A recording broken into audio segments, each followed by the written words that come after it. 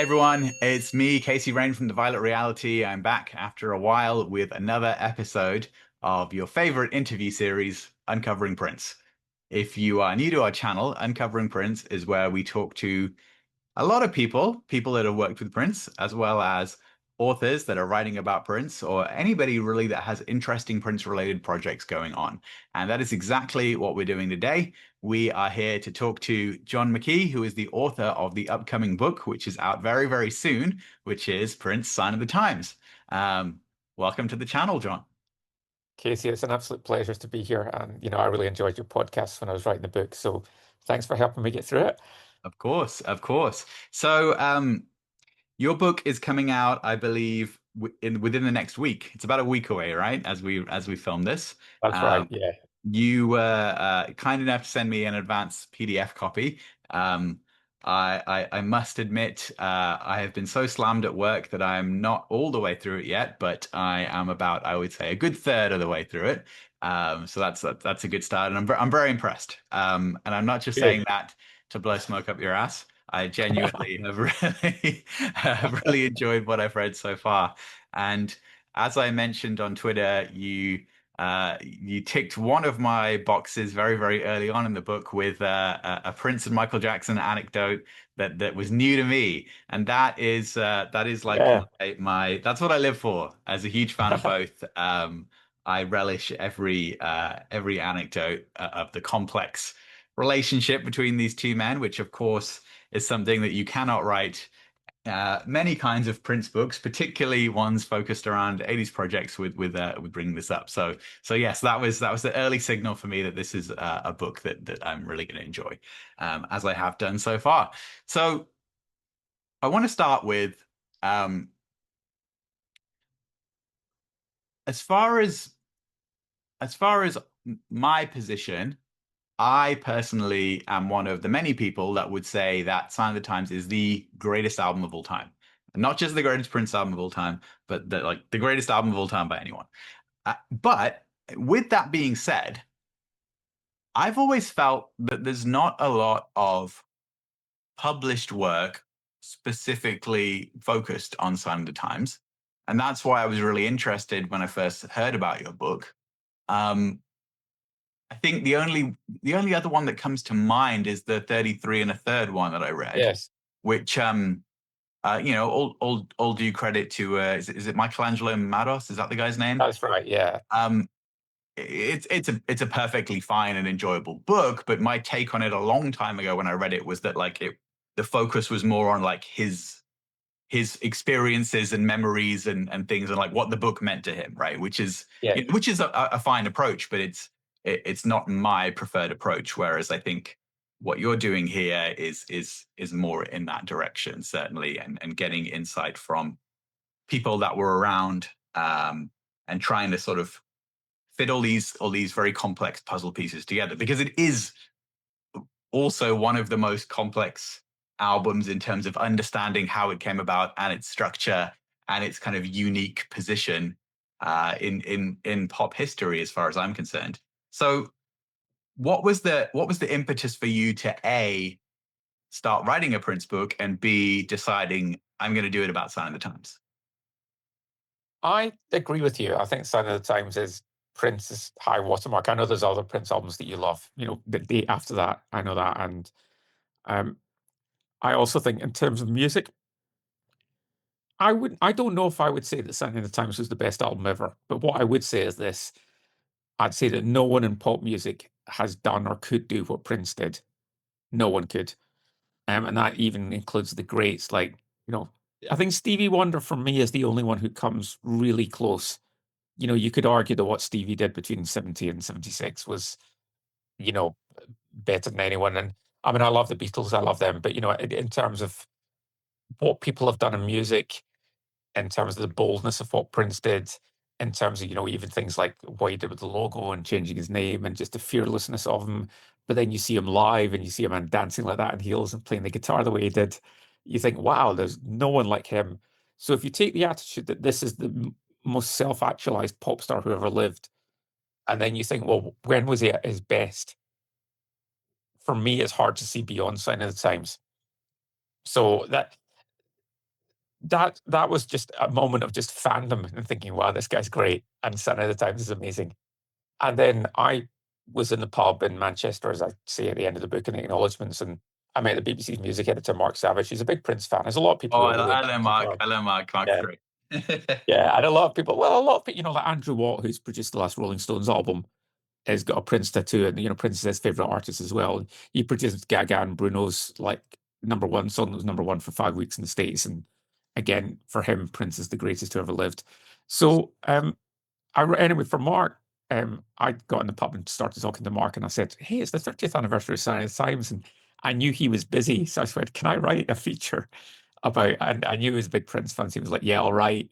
And then what happened was I spoke to a whole lot of people. So I spoke to people who like Prince now, say like Alexis Taylor from Hot Chip, and I spoke to people like Matt Fink who worked on the record, and I spoke to T-Boz of TLC, and I spoke to, I think, Van Jones, who worked with Prince towards the end of his day. I know he's not he's a figure that's not without controversy, no pun intended, in that world. And so there were lots of people I spoke to, and it was a kind of rag bag of collection of people all going, "Wow, Prince is great, and Sun of the Times is great." And people said to me, "Wow, I love that feature." And I'm not blowing smoke up my own ass here, because for me it was like, yeah, I didn't quite, I still don't know the guy who made this record. I still don't quite, we like the record, the song Sign of the Times itself. It's like you need to analyze just quite how brilliant that is. And I knew that Alan Light had written the book about Purple Rain, which was Prince does a movie and Prince does an album in the same year, and they're both smash hits. Isn't that incredible? And I thought, yeah, but actually nobody's written a book about Prince did an album in the same year and a movie, and they're not both smash hits. One of them's flop, but it's still great. And then there's a tour as well. And how does a guy who splits up with the band who he's had the most success with, and splits up with the woman that he thought he was going to marry that was living with him, and he's at that place that you should think he's at a really low point, but he creates this masterpiece. I thought there is a book in that. And then I think, as I say it towards the end of the book, without getting too maudlin about it, I wrote the feature for the BBC in 2017. I got on with my day job like you. I'm very busy, slammed at work quite often. But I thought to myself, there's a book in that. There's a book in that. And what's interesting about Alan Light, who I mentioned that did the Purple Rain book, I beg your pardon, was that he wrote a book about Purple Rain. I was like, it was a good book. I enjoyed it. I don't want to say anything negative about it. But he also wrote a book about Leonard Cohen's song Hallelujah. And I recommend it as a book. And it talks about how Justin Timberlake covered this song and Bono covered this song badly. And he talks about how, the Jeff Buckley version, and he talks about how this has become an American Idol staple. And I thought, wouldn't it be really interesting to kind of do that for each of the 16 songs on Sign? And the fact that all these different people covered Sign of the Times, from Muse and Simple Minds or stadium rock bands, to Shaka Khan, who's Shaka Khan, to Nina Simone, to Robert Glasper, to I think Billy Cobham covered it as well. And then you look at something like Playing Sunshine, you think, well, he played all the instruments in that. Wouldn't it be interesting to look in that chapter about how he played all the instruments? And then you go right on to something like I Can Never Take the Place of Your Man, and you go, wow, that guitar solo is like Santana. You go, okay, well, let's talk about Prince as a guitar player. So one of the things when you get to the end of the book, because I'm sure you will, is that you'll find different things in every chapter about different personalities and different aspects of Prince. And then what you'll also find with the book is that I initially started by going, I'm just going to write about Sign of the Times, and I'm just going to write about that crazy urine. The book is warning. The book is 534 pages, and I think I could have written 534 pages about the year of 1987 in Prince's life. I mean, Absolutely. I could have done it easy, in fact, and I don't mean that in a braggy way. I just mean it was interesting enough. That was the year that he recorded with Bonnie Raitt and George Clinton. It was the year that he went on tour with Sheila and did the movie and did the album. But it was also the year he did the Black Album. And it was also the year that he played on stage with Miles Davis at the end of the year. And you know all this, but, so it was an interesting year. But then when you actually look at Sign of the Times and you go, okay, how did this guy make this record that is so multifaceted, that's so diverse, to use a very modern word, that's so intricate, that's so unpredictable, and that's so full of quote unquote errors, where, the Ballad of Dorothy Parker, it was recorded in the way that it wasn't meant to be recorded. Forever in My Life, the backing track was not the way it was intended to be. Um, even things like "I Can Never Take the Place of Your Man" and "Strange Relationship" are songs that date back years and years and years. Um, how did he do that? Yeah, so you don't understand how he's getting confidence to do that without understanding how he pulled off Purple Rain. And then Purple Rain doesn't get funded without the Triple Threat Tour. And then the Triple Threat Tour doesn't happen without the confidence and the boldness of the first two albums happening and him going, this isn't, him and the record company, he and the record company both going, is this working? Is it not quite working? I'm going to do something that's going to make people pay attention to me. And that's where you have Dirty Mind. And then, of course, in fact, just after Dirty Mind, I think, or around then, you have the Rolling Stones thing, Yeah. concert at the Coliseum. And again, that feeds into Purple Rain. So you've got to sort of go back a little bit. And then once I'd done that, once I started speaking to people, and then, of course, you understand his childhood and his parents both being musicians and, the struggles he had growing up, particularly to do around his height and all the guys around him being, a foot taller and dating the cheerleaders and that giving him his drive and giving him his competitiveness. So you have to understand Sign of the Times, you have to look back the way. And then to be honest with you, and this might upset some Prince fans, and that's okay, because I think we've all probably got a Prince book in us. I'm sure you've got a great Prince book in you. All the people that worked with him have probably got a great Prince book in them. So for me, then it was about, well, why did he not maybe reach those heights again artistically? Because there's some artists that I love, like say, Bob Dylan or Joni Mitchell or Leonard Cohen, where the records that they were doing, at an advanced stage, people are talking about them in the same breath almost sometimes as, records they didn't for them in the 60s, the 70s, the 80s. Maybe even Bowie had that a little bit. Whereas I think with Prince, there's certainly very interesting work after 1987. I would never dispute that or deny that. But the kind of him being the center of the music conversation maybe didn't quite happen in the same way it could have done. And I know Prince fans might be mad at me for saying that. But then what I also did was I sort of went, well, when was he at the center of the musical conversation? And, I think 3121, when he was doing the dates of the O2, he certainly was. And obviously the Super Bowl he was, and obviously the George Harrison tribute he was. So let's look at those. And, the symbol as well was something that he got the whole world talking about him. So it was just really interesting to me to look at these areas of his career as well. I think for me,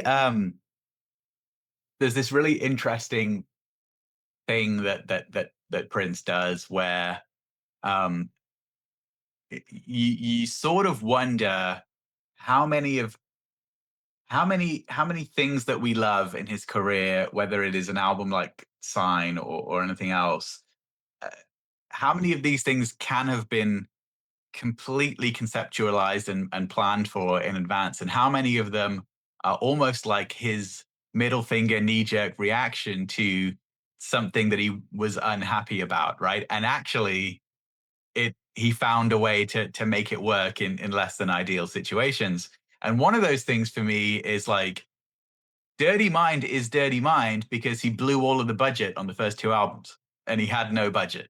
Like that, Yeah, that's a fact, right? Like everybody knows this at this point. He has no money to record a third album, but he's in a 3 album deal with Warner's at that point. He's like, okay, I can't even go to a professional studio, but I've got this like whatever I've got in my house that I have at the time, this like yeah, supposed leaky basement on the banks of Lake Minnetonka with sandbags on the floor and the desk pushed up against the door because there's nowhere else for it to go. And on a level of like audio fidelity and mixing, Dirty Mind kind of sounds like shit, right? like that's it's fuzzy and it's like a punk band almost. And so then he's like, okay, well, I don't have the means to make this sound any better. So the songs that I'm gonna do and the way that I'm gonna present it is just gonna be like punk, right? Like it's black and white. I'm in my underwear and I'm singing like songs about head.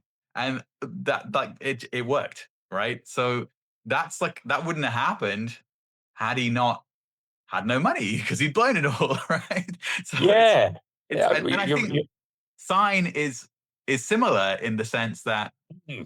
the story that I've at least heard from people that you've also spoken to, like Mary Lou Bedeau and people at Warner's and Bob Merlis and people like that, um, is that they just flat out said, there's no the economy is not good enough to where people are going to buy a 3 album set right now. Like it's just Yeah. that's just the facts. And he obviously wasn't happy about that, but you don't get Sign of the Times without it. You get Crystal Ball, which I still love Crystal Ball. I think Crystal Ball as a conceptual thing is every bit as great as Sign of the Times, but maybe the public wouldn't have reacted in the way that they did, or the critics. We don't know.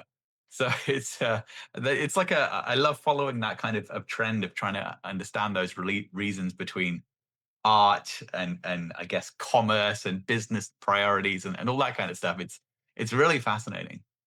It is. It's hugely fascinating. And Lenny Waronker, sorry to get his name right, is that was one of the most interesting interviews in the book because he sort of goes into detail about turning the triple into a double, which I really wanted to tell that story. But to be honest, I know that hardcore Prince fans, like yourself, I sort of didn't want to tell the story about intricate detail about Crystal Ball or the Flesh Sessions or Camille or even the Black Album, where it's analyzing them or all the songs in the deluxe edition of Sign.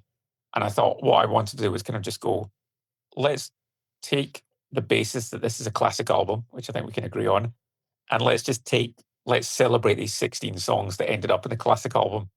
And I think I had a decision to make at the start because when I started, I thought, do I go really into detail and all that stuff? And if I'd just done the 534 pages about the year 1987, then I will do that. But then I thought, actually, the way that Kiss was put together is a fascinating story.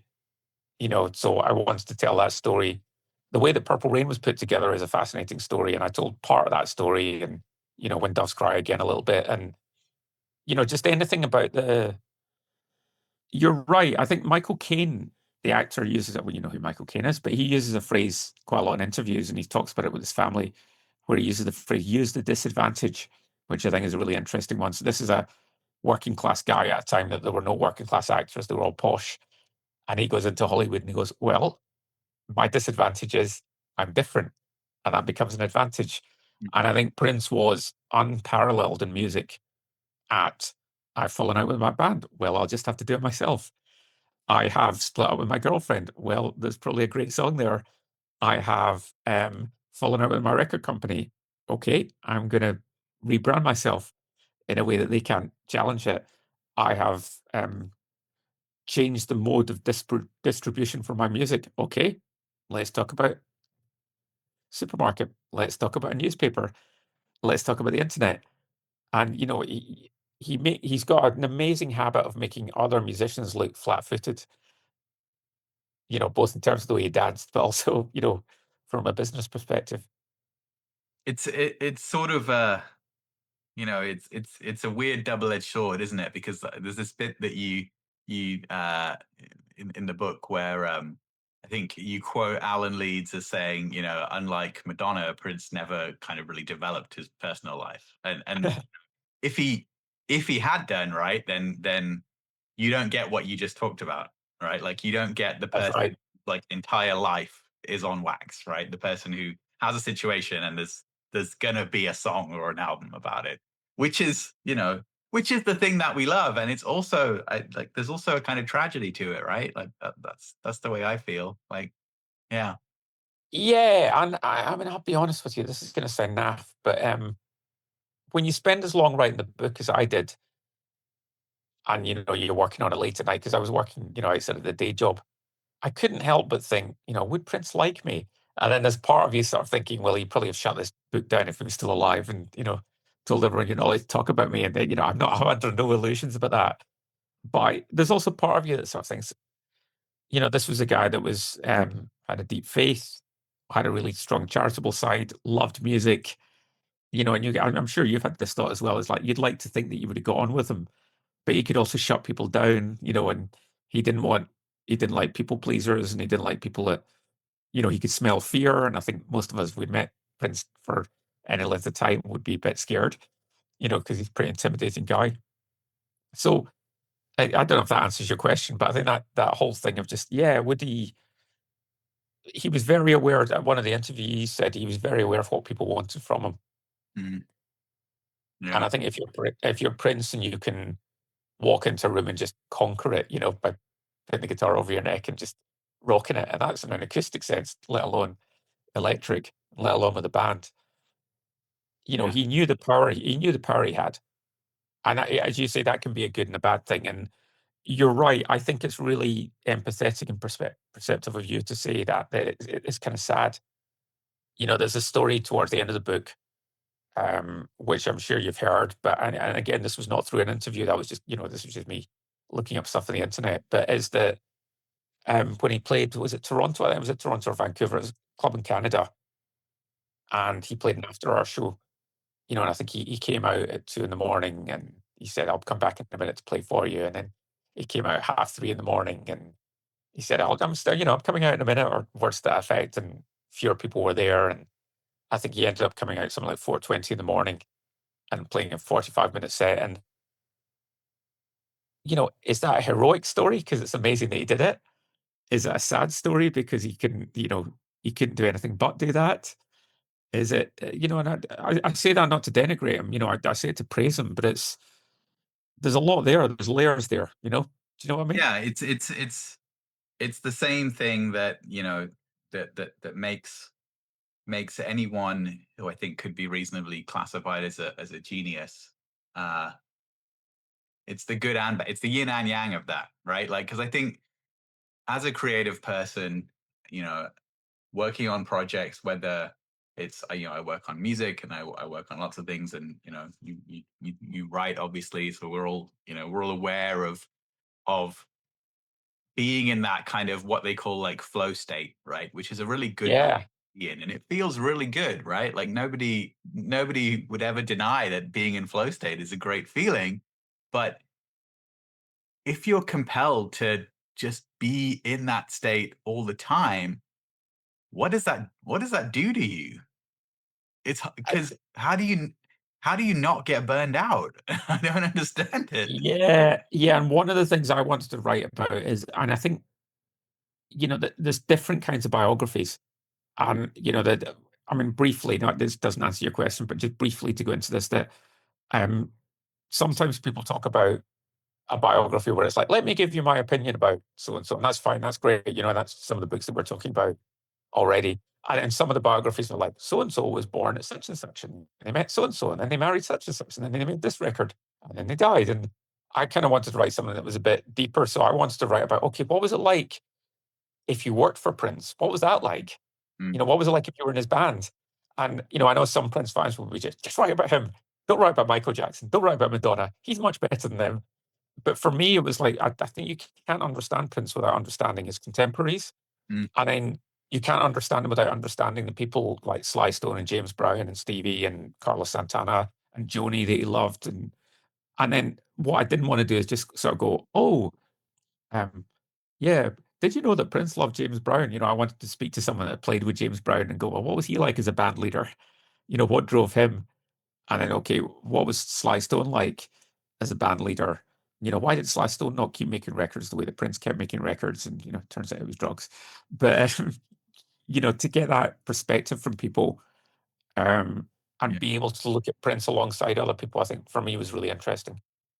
Yeah, absolutely, absolutely. I agree with that. I think the most fascinating thing for me in the interviews that we've done is kind of understanding this reality where you have this musical genius who has literally created his own world that works by his rules, is isolated almost from everything else going on, purely down to his choice of physical location of you know where, like, who I didn't know where Chanhassen was before I was a Prince fan. How many people did, right? Like, it's not a Yeah. commonly known place, I guess, unless you live in Minnesota, or in Minneapolis, or nearby, right? It's not a place that anybody knows about. Which is why it's like people only know about it for Prince. He's created this place here. He's created his world.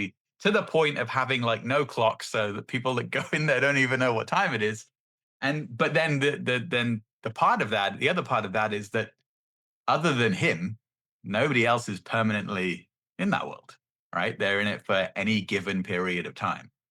Well, the Um, mountain has to come to Mohammed, right?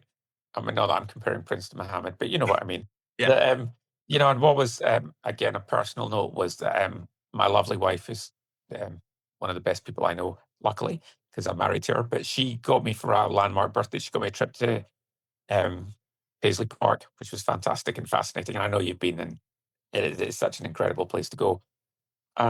But she sort of said, "Let's go to this Shishi hotel in the middle of Minneapolis." And I said, "That's great, but where I really want to stay is the country town and inn, which is where you put because that's the hotel, and it's pretty unremarkable. No offense to it, but it's a pretty unremarkable place. But it is where when Janelle Monáe was recording, she would come and stay there.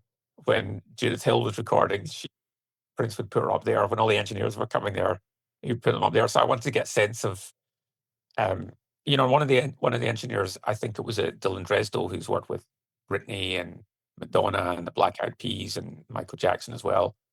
Um, and you know, an incredible career he's had. And he worked with Prince towards the end of Prince's career. And he did use the phrase, "There's nothing for me to do except Prince's music." And you realize, you know, if they'd been in the Sunset Strip, if they'd been on Broadway, if they'd been in Nashville, there would have been things for them to do other than Prince's music. Yeah. You know, so he's a clever guy. Yeah.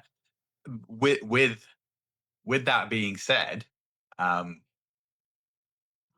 I I have recorded at Sunset Sound.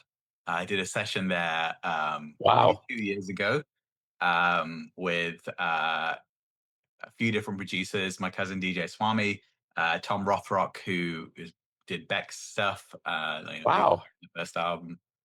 He also did James Blunt stuff, and also a young guy from Atlanta called Danny Wolf, who is kind of like an Atlanta trap guy that's worked with kind of Migos and Lil Baby and all those kind of guys. So we Wow. all of us kind of had this kind of group session there, and the reason I bring that up is because it really solidified something that I already felt, um, that the location alone of any studio that you work in 100% impacts how the song comes out in ways Mm, that you don't understand, right? mm, So I think with Sign, the fact that you have these songs that come from various different sessions and places and years and everything, it for anyone else, it would give the listener like whiplash. But the fact that every single one is so amazing in a different way is the thing that prevents that from happening, which is why it's so good. yeah, it's such a great record. And I mean that's kind of what I wanted to do with the book, which was you kind of want to be a you want to be I'm as you'll know even from the stuff that you've read, it jumps around all over the place. I hope in a good way, but I kind of wanted to be a pilot where people didn't feel like they had whiplash, that they felt it was a smooth journey in terms of, you know, we're going to talk about Prince and Miles Davis. Okay, now we're going to talk about Prince and drummers. Now we're going to talk about the Rock and Roll Hall of Fame. Now we're going to talk about what Prince liked to eat or how he smelled, or yeah, we're going to talk about the Black Album and how that came to be. And I'm not selling the book very well because I'm talking like I'm jumping around, but you know, No, I think it doesn't it doesn't read in a way that you feel like it doesn't make sense.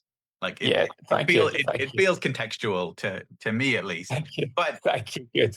I struggle with the concept of you know writing writing a book and having to address these different audiences because even though I've just said that, I have no idea how it reads to somebody that knows nothing about Prince, right? Which is, I guess, part of the fun and also part of the challenge. Yeah, I kind of wanted it to be a bit of a time capsule. So it's like, you know, I think Prince fans will be like, well, we know he turned out bad by Michael Jackson, but you still got to kind of tell the story, or, you know, oh, we know he was good at guitar, or, you know, but I think you've still got to say, well, how was he good at guitar and what were the guitars that he liked to play? And I mean, I was nervous because I don't play guitars. So for me, it was like, I need to make sure that I spell Honer right. I need to make sure that I've got the right Clyde guitar and Nook Coupe, the shop that it was built, is I've got it spelled right. And, you know, because guys in particular, and it is guys, they love to correct you about anything to do with music or sport that you get wrong. You know, they love to let you know. So It's unfortunate. It's the way we are. I mean, but yeah, I think it's he was just incredible. And so just I think you can write about lots of different sides of him, and it's okay. And you're still not. I've still scratched the surface. The book is 534 pages. It takes in all these different aspects of him. But listen to Sign of the Times and tell me he's not incredible. In terms of that's the album that goes from the title track to Play in the Sunshine, and then you got Housequake, and I'm not going to list all the tracks, but the fact that you got and Ballad of Dorothy Parker, it's the opening tracks. You know, you haven't even got into Forever in My Life or The Cross or It's Going to Be a Beautiful Night or Adore or If I Was Your Girlfriend. And at least a couple of those songs that I've just mentioned, particularly I'm thinking If I Was Your Girlfriend, particularly Ballad of Dorothy Parker, arguably the title track as well. Nobody else could have done that. You can argue, well, Hot Thing sounded at times, or Hot Thing and Beautiful Night. Oh, they sound a bit like James Brown. Okay, fine. Or I Could Never Take the Place of Your Mind. You go, oh, your guitar solo sounds a bit like Carlos Santana, a little bit. But, really, so much of that record is, it could only be Prince. And how many artists can you say that about? Absolutely, absolutely. I often think about Sign that I wish I could go back and hear it again for the first time. And the reason I say that is because it's this it's this very weird situation where it's almost like the more you try and understand it, the less it makes sense, and you wonder how you felt the first time you heard it. And there's so many things that just about it that I can't see any other artist pulling off in a way that's acceptable to listeners or critics or anyone. And one that always makes me laugh when I think about it is, how do you have an album where you've got a song that is just deeply poetic in the most brilliant way, such as, you know, Ballad of Dorothy Parker, or even Adore, this Mm. brilliantly quotable lyrics and songwriting. And then on the same album, you have a song which is basically just an ad lib, like It, right? And I love It. Like, this is a great song, right? But it's the least lyrically complex poetic thing ever, right? It's just it's like, how does that make sense on the same album? And everyone's just like, okay, it's because it's so brilliant and so unexpected that, yeah, I don't know any other artist that can really pull that off. If you sign up to Prince, you sign up to the whole thing, Yeah. you know, and it's like that's what you're getting into. And, some of the things I, love about it, the thing that I noticed, and again, if Prince Vault's website is wrong and I'm incorrect, then I'm happy to apologize. But, just little details like he does the Under the Cherry Moon premiere and he does 6 songs, and I can't reel them off now, but you can find them online. Not one is from the Parade soundtrack.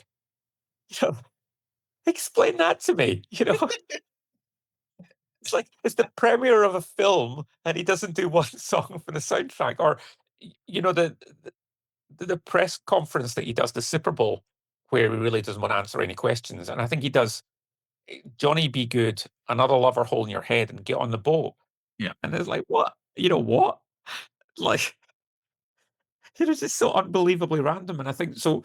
I guess the point I'm making is that, when Prince, if you saw him live, I think towards the end, the last 10, 15 years, he would always do Let's Go Crazy. He would always do Purple Rain. But, certainly when I started seeing him regularly in the 90s and the 2000s, there were times that I saw him and it was like, well, when's he going to do the hits? Oh yeah.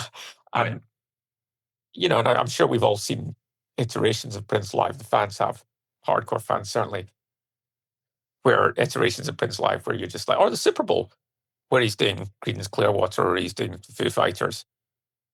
Or he's doing All Along the Watchtower. I'm guessing the Hendrix version rather than the Dylan one. But, and he's doing it because he's creating a show. And, the book goes into that in terms of why he didn't just do the hits at the Super Bowl and Mm. why he was trying to tell a story about American song. And it's just he's wonderfully unpredictable, and, that's also when you're telling the story of Sign, you've got to you've got to factor in that unpredictability. So, he creates this masterpiece, and then what's really interesting to me about the book, and I'm not saying the book's interesting, but I hope people find it is but what's interesting about that period in time is 1987, right, was Prince arguably at his greatest. Also, it's almost like a meme now. Also, like these two different pictures of someone. 1987 is arguably when Prince made the highest amount of career mistakes, or certainly that period, 1987, 1988. Now, Prince did not, and before the fans jumped out my throat, Prince did not see them as mistakes. Yes. So I think it's wrong for us to sort of go, oh well, he screwed up there. But I think if you were objectively, commercially, if you were a record company, and this is the other thing I tried to write a book from their perspective, it's like, they are allowed as human beings, as professionals, to tear their hair out at him. That is allowed. Yeah. That doesn't mean that they're right and he's wrong. It's interesting to me that Prince creates this masterpiece, and then just after it, he creates a show that is a multi-million pound show where, again, the touring company was all ready to take it back to the States. And he goes, nope, we're going to do the movie instead.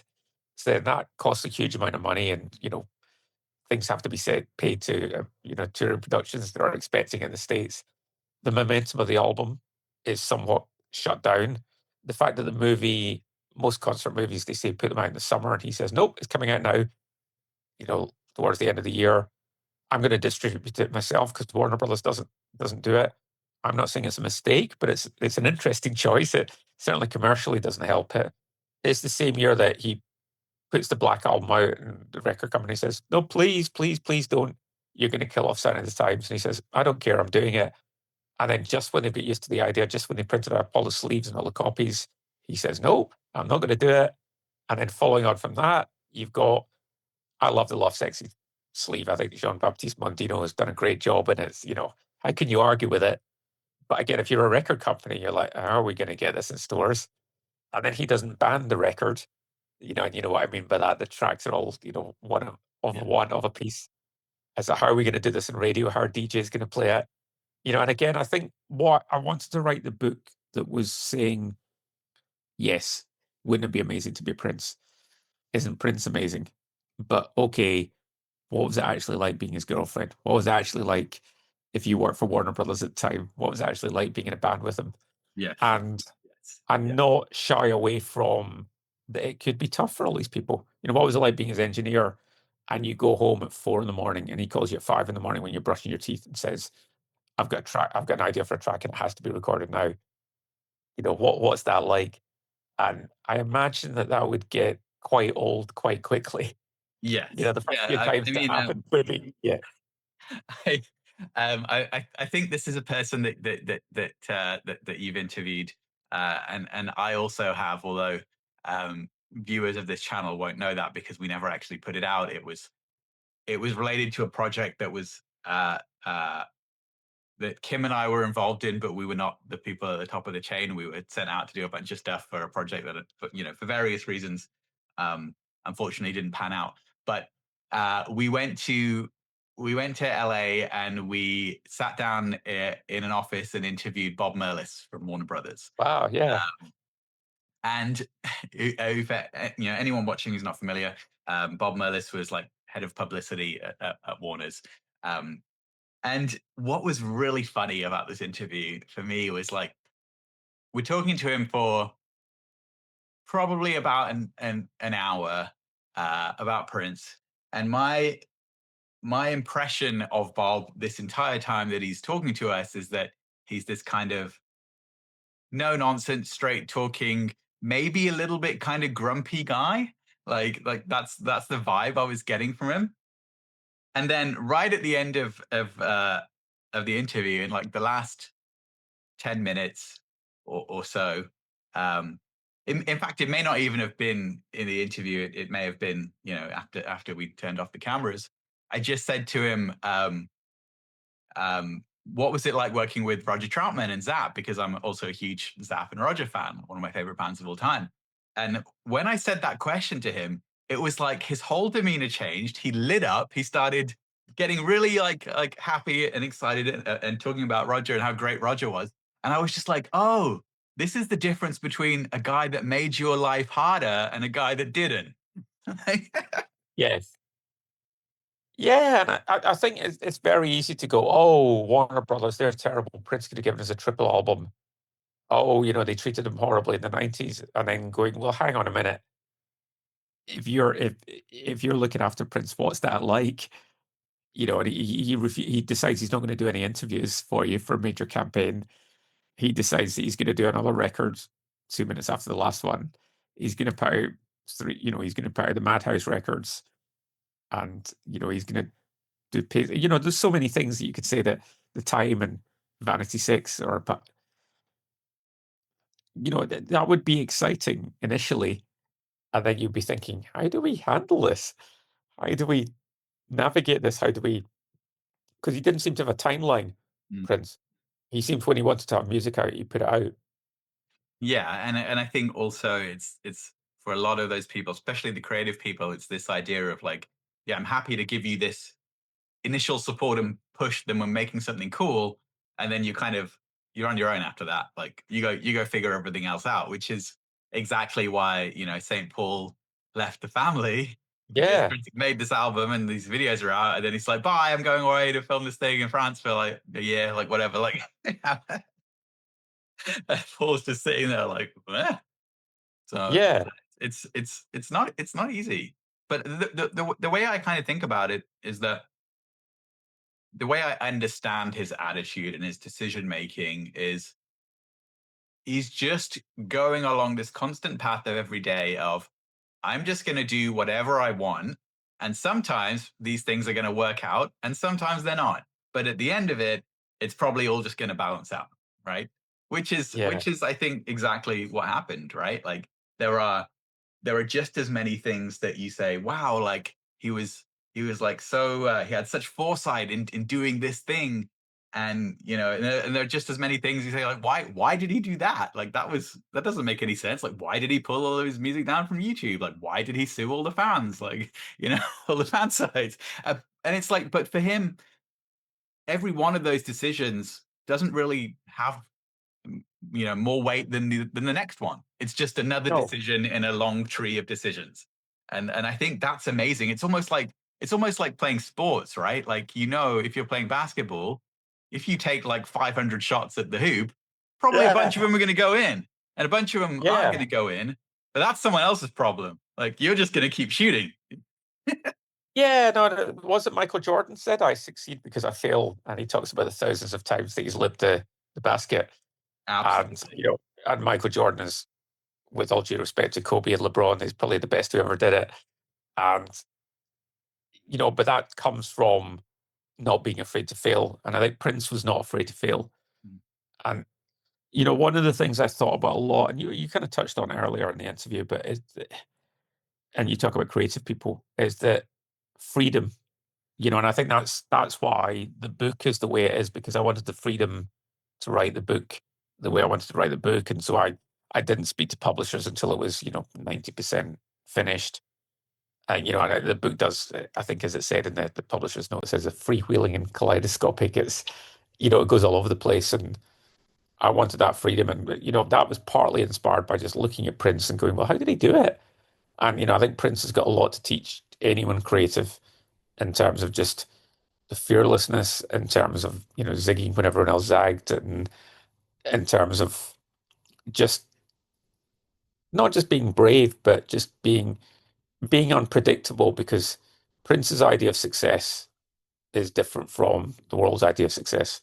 Yeah. And And the also book was, trusting your just trusting your own ability to make sense of everything around you and make the decisions that you want to make regardless of outside input, which can be a bad thing just as much as it can be a good thing. But for most people, they probably slow down in their creative efforts because just passing good advice from bad advice is the thing that takes up a lot of your brain power, right? And he was just like, no, like this is what I'm going to do. Fine. yeah, yeah. And it's really important to, when I was writing the book, I was acutely aware of Prince's idea of success is different from the world's idea of success. So I didn't want to just go, oh, he did Under the Cherry Moon, and that wasn't as good as Purple Rain, was it? It was almost to sort of say, well, it was a very different move, and some Prince fans absolutely love Under the Cherry Moon. But yes, it's probably important worth noting that commercially it didn't do what Purple Rain did, and it probably lost him a load of juice in terms of the record company and the public. But Prince's idea of freedom, Prince's idea of success, Prince's idea of a mistake were very different from ours. And so writing the book, it was important to reflect that, but also I kind of wanted to also have that lens of, yeah, but that was a mistake, wasn't it? Surely, or that wasn't successful. Um, but to look at it in those two twin track attitudes, if that makes sense.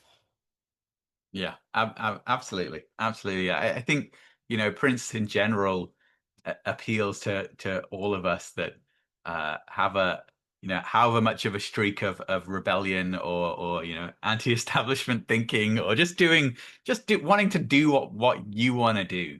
That's Yeah, well, that's rock and roll, right? That's rock and roll. And it is the concept of rock and roll, but at the same time, how much rock and roll or any music out there is out there that the artists don't do that and they're just boring. yeah, that's right. And actually genres of Prince, genres that reflect Prince, rock and roll. So he kind of like did that. Punk, he was very DIY. It's very like that. Jazz, he was kind of free form. So, there's lots of, pop, he was slap bang in the middle. Like, what I find interesting about some of Prince's biggest songs, when you talk about genres, what genre is Purple Rain?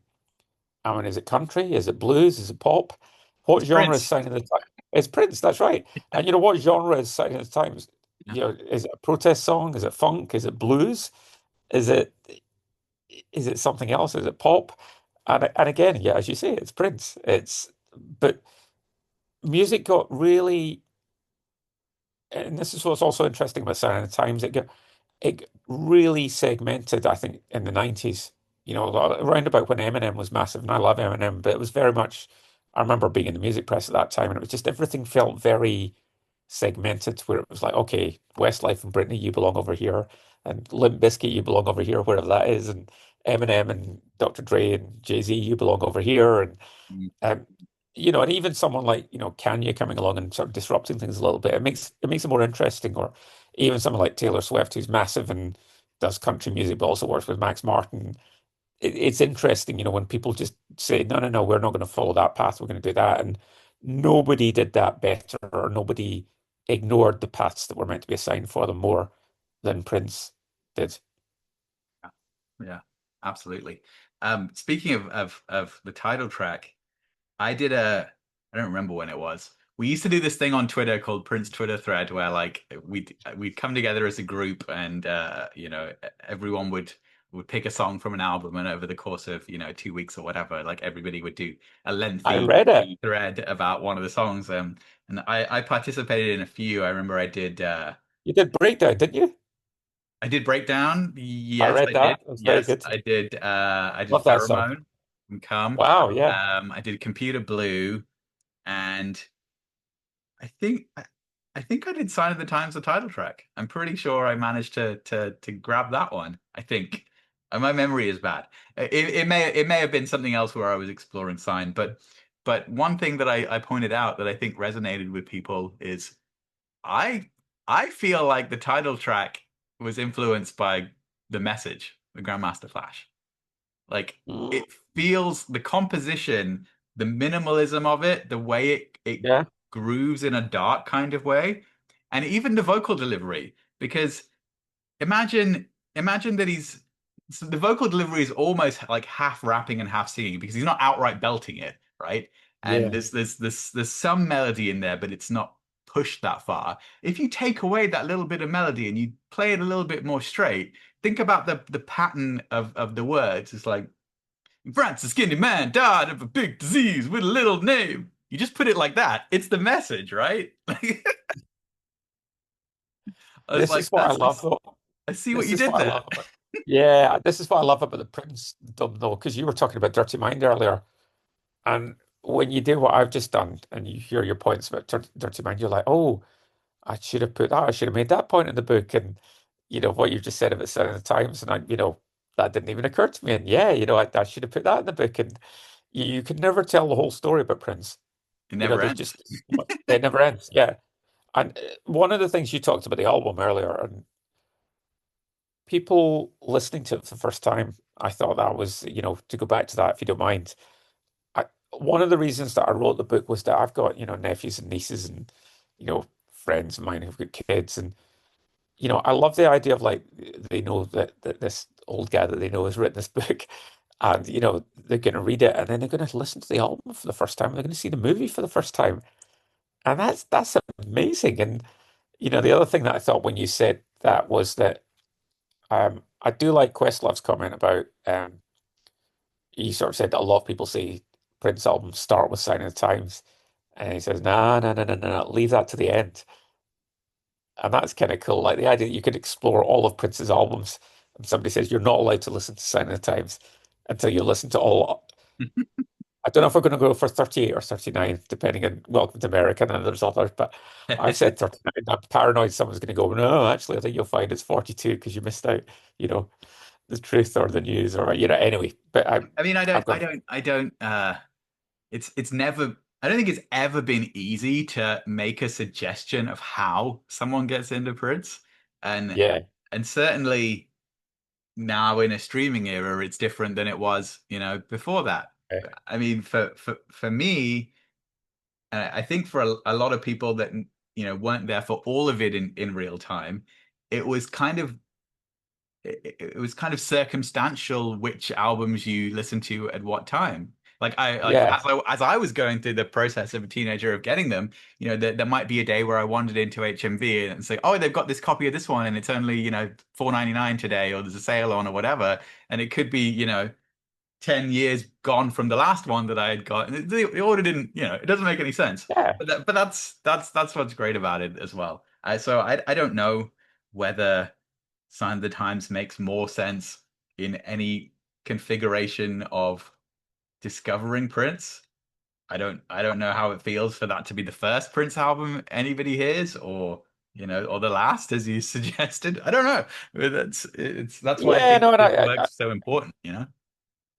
I hope no one thought I was being prescriptive in terms of this is how you must get into Prince. I mean, what I would say, and I sound a bit stern and schoolmastery here, but is that I think Prince was really interested and cared about the integrity of the album.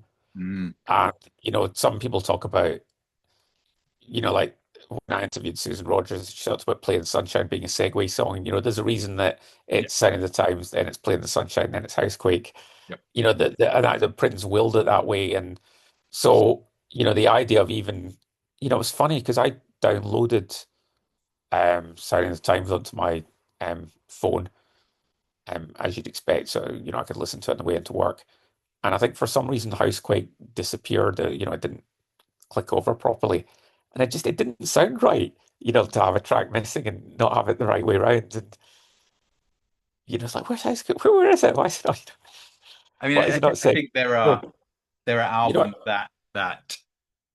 that demand to be listened to in order, and there are albums that don't. And for me, the majority of Prince's albums, I have to listen to them at the start and go all the way through, or however far I Yeah. get through before I have to go and do something else. Okay, I mean, don't get me wrong, we're gonna have a DJ at the launch, which I'm super excited about. And I ended up going, whoa, you play this, you play that. And I did want to give him free rein to do whatever he wanted to do. But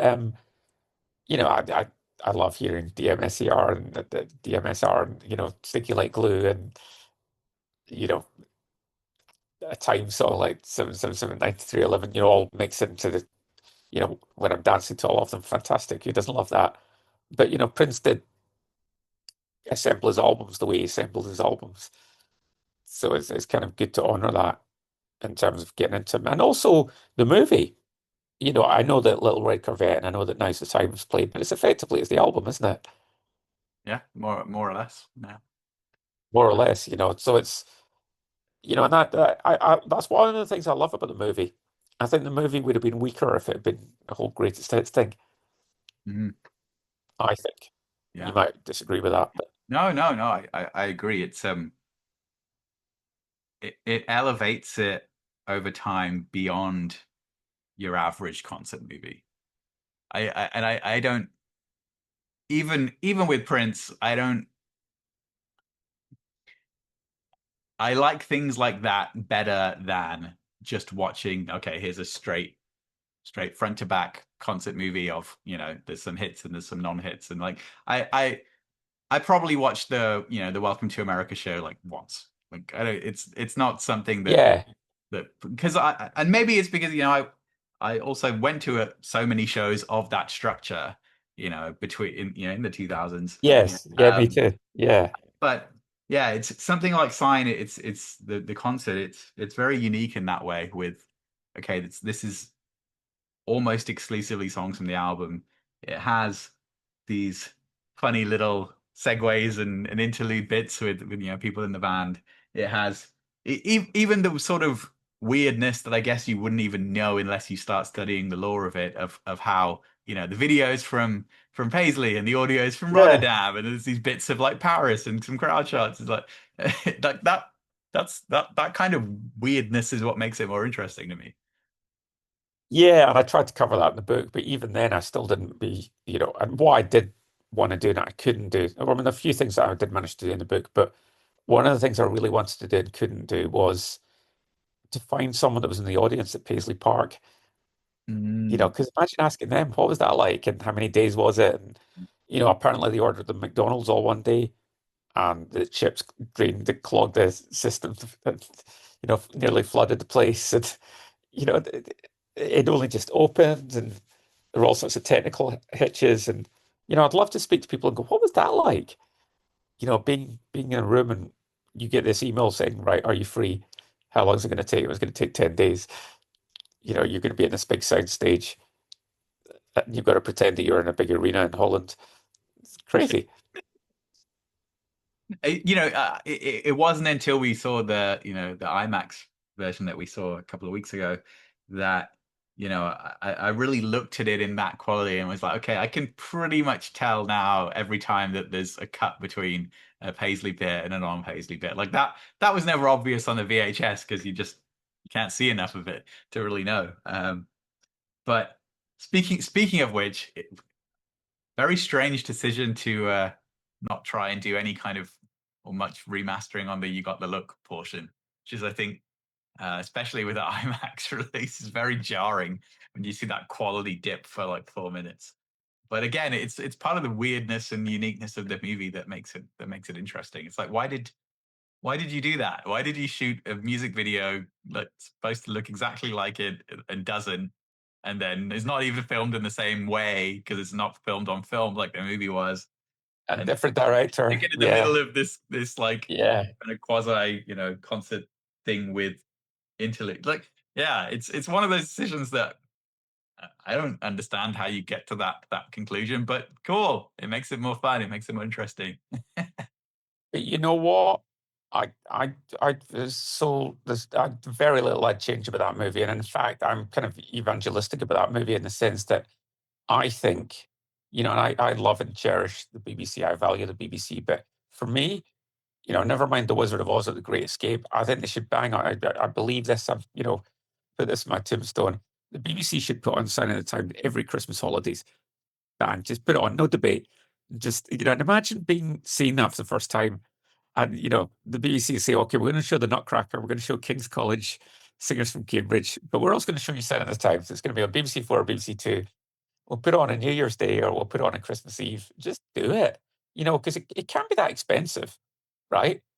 And, Yeah. in terms of, When I was a kid, they used to play Moonwalker every Christmas, and yeah, I watched it yeah, like basically every day anyway on my VHS. But I would watch it again when it was on at Christmas, and it felt like a thing. So yeah, yeah, but exactly. But I mean, if you take the attitude that Prince was the high watermark in pop music, you know what? A great service for the BBC just to show that every year. no, Just Christmas holidays. Just do it. absolutely, absolutely. Um, I don't want to take up too much of your time, so I'm gonna go into, I guess this can be probably the final question. Um, I believe you I don't know if this is on the blurb or if the you told me or the press person told me, but I'm reasonably sure that the number of interviews you did for this book is what, 220, something like that. It's over Yeah, yeah, yeah, that's right, yeah. it's over 200 at least. Um,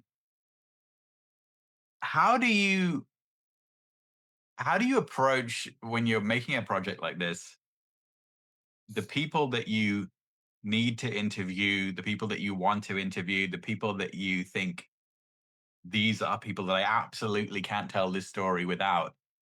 And as that number grows and grows as you work on a project, how do you decide like this is the stopping point? Like I've done 220 interviews, I've probably gotten like why was that number not 150 or 200 or could it have kept going if you had 6 more It months could have kept before? going. It could have kept going. People just said you've got to get on with it. But also for me, because I had worked hard on the book. Well, number one, what do we know about Prince? Prince worked really hard. So if you're going to write a book about Prince, you've got to work hard. So that was the starting point.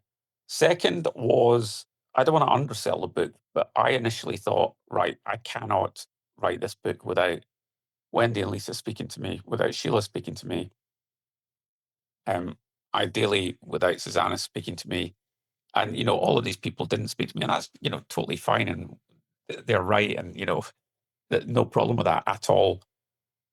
But then you speak to other people, or they all the aforementioned done interviews, so you find a way to tell the story.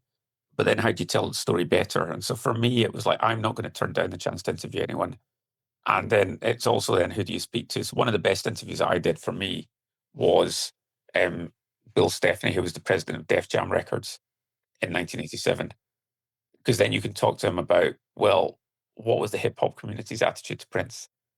And then once I spoke to him, it was like, well, he said, the Bomb Squad, Eric Vietnam Sadler was a massive Prince fan, so I tracked him down.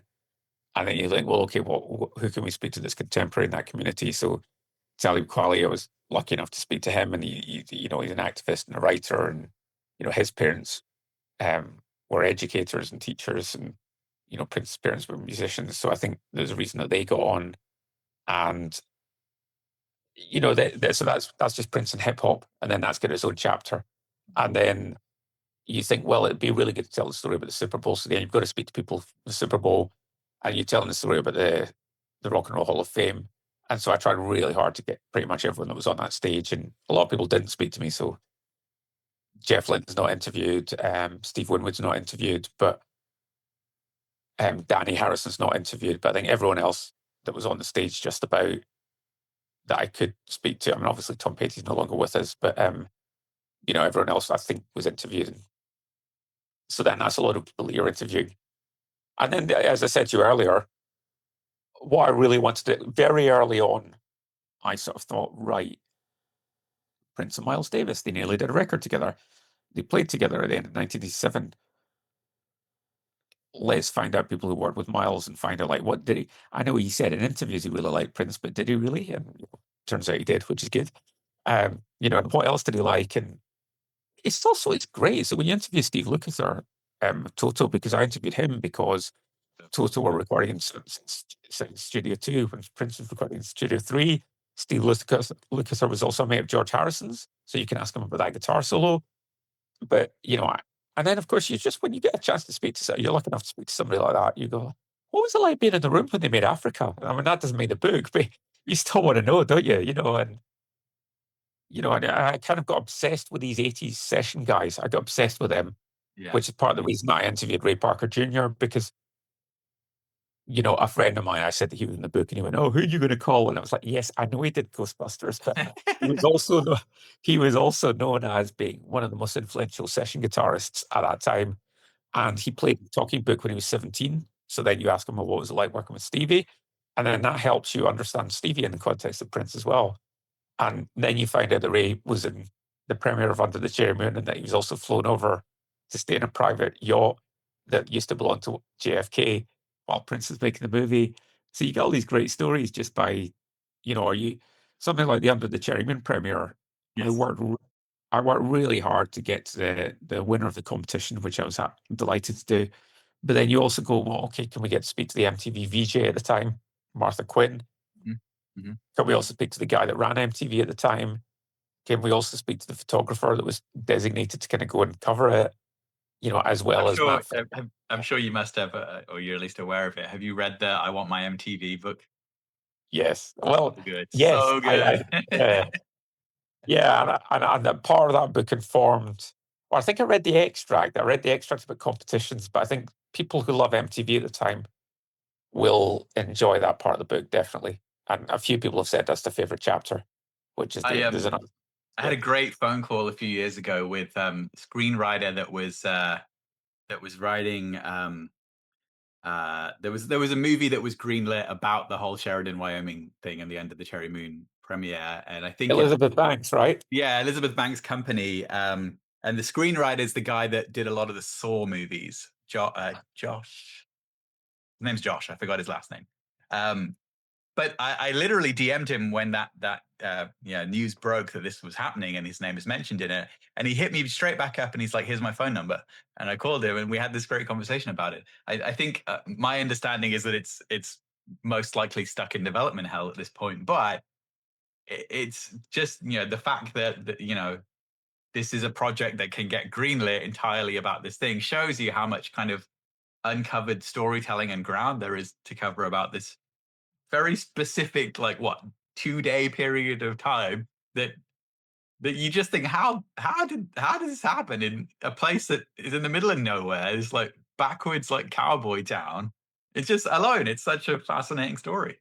It's a brilliant story, and there were grasshoppers on the runway when they arrived, and the cattle led the car for the movie into the premiere. I love that. I'm sure you've seen it. Anyone can see that there's a half-hour MTV film that's on YouTube. Prince didn't shut that down. And I love that the sign it just says, "Welcome to Cow Country, eat beef."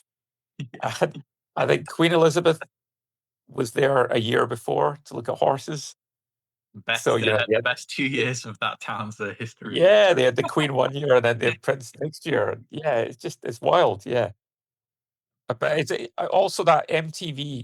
You're asking how did that happen, and the short answer is because the biggest hitter in pop culture for that whole 10 years was MTV. And the power and the reach and the flex that MTV had was unparalleled.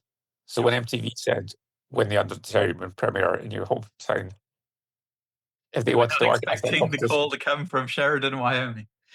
well, no, they were not. They were hoping that LA or New York or Chicago would win. Like just on the So balance of probability, it's so it's fantastic. It's such a wonderful story. Yep. Okay. Final plug for our viewers in the UK and in the US and in Europe and elsewhere. There is the book. There it is. Where is the best place for them to buy it? Where are the various places they can buy it? Yeah. What makes the most sense? The link that I've sent people is there's a site called, I think, ukbookshop.org, and that means that independent bookstores um, profit from buying it, which is, I'm not disputing or taking issue with any of the major retailers. I think buy it in your local UK bookstore. At the moment, I think the UK and Poland have bought it. So if you're Polish watching this, I'm pleased to report that translation is went your way. But unfortunately, due to, I don't want to make any political comments, but I believe the president's recent decision is that I've tried to send things recently to the States and it won't let me. Mm, So I think come to London. That's probably the best advice. yeah. But if you're in the UK or Birmingham, if you're in the UK, just buy any bookstore that you can. Okay. I will be Uh, honoured. Purple people in the US, we'll figure something out. Maybe you all come to a big party in London and you can get it there. I don't know. Yeah, maybe I'll get picked up on publisher. I mean, I do believe in the book, so I hope that doesn't sound big-headed. But I think people will find things that they're attracted to about Prince in it and find new things about Prince. That was the challenge for me, and especially speaking to somebody like you, where Prince fans are a hard audience, I think, because they do know everything about him. So when I started writing, I was like, right, so I became obsessed about the windmill in his back garden. I became obsessed. So there's almost gets a whole chapter about that because I wanted to tell the story about just what was it like for this guy that had a windmill in his back garden and what did it look like and what color was it and what happened when he said the blades are facing the wrong way. and why did he tear it down? Yep. And just things like that that I hadn't seen a lot of online. So things that I hadn't seen a lot of online, I tried to push to just find that little bit extra. Well, I think let's wrap it there. It's a perfect place to wrap it. Thanks, John. Hopefully, lots of people will check out this book, and I think it's very clear to me that you, much like Prince, you made the book that you wanted to make, and that is a respectable thing, an admirable thing. And thank you for joining us on the show, My absolute pleasure. Great to see you. John. See you later. Take care. Cheers, Casey. Hey, St. Paul here. Make sure you go subscribe to The Violet Reality, the funkiest channel on YouTube.